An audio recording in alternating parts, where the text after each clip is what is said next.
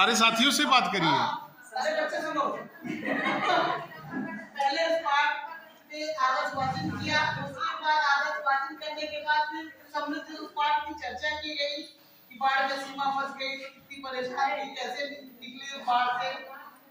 जो उसमें कठिन शब्द है उस शब्द के विकास की करेंगे हम लोग। जैसे मान लीजिए उसमें कोई कठिन शब्द है पाठ का, तो बच्चों को बताएंगे कि इसका मतलब क्या है।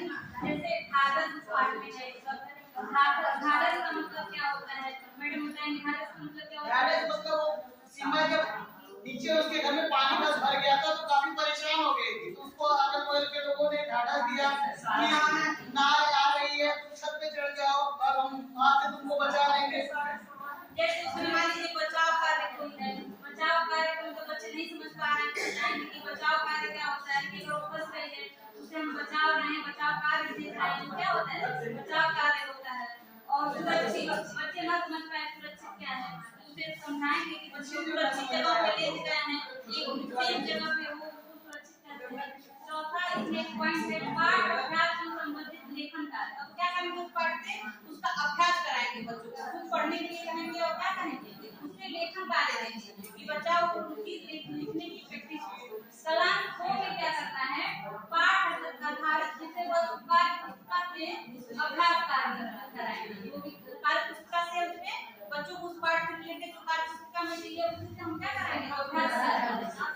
और कला में हम क्या करेंगे बच्चों को प्रवाहपूर्ण पठन कि मतलब बच्चे उस पाठ को प्रवाह से पढ़ रहे हैं कि नहीं उसका पठन कराएंगे। मौका और पठन के मौके देंगे और सभी बच्चों के साथ मतलब क्या करेंगे इमीडिएट कार्य करेंगे।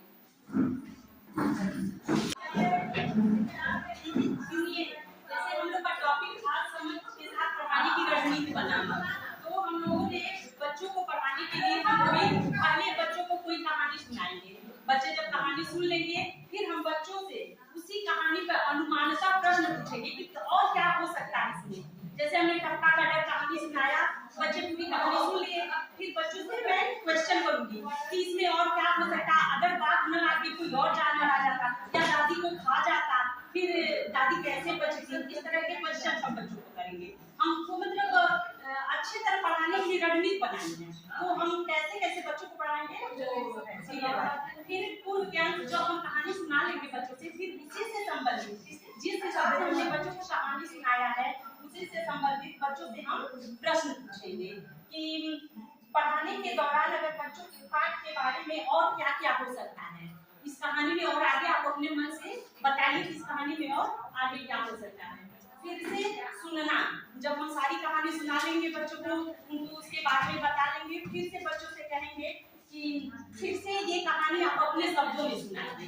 जैसे बच्चे अब नहीं सुना पाएंगे अपने भाषा में हम उनको अपने भाषा में फिर सुनाएंगे और बच्चों से फिर कहेंगे कि अब आप अपने भाषा में इस कहानी को सुनाइए। बच्चे कोशिश करेंगे अपने भाषा में सुनाने की, फिर सुन लेंगे कहानी। फिर अगर बच्चा कोई बच्चा हमारा नहीं समझ पाता है और बच्चों को मौका दीजिए और टीचरों को सलाह बोलती रहेगी।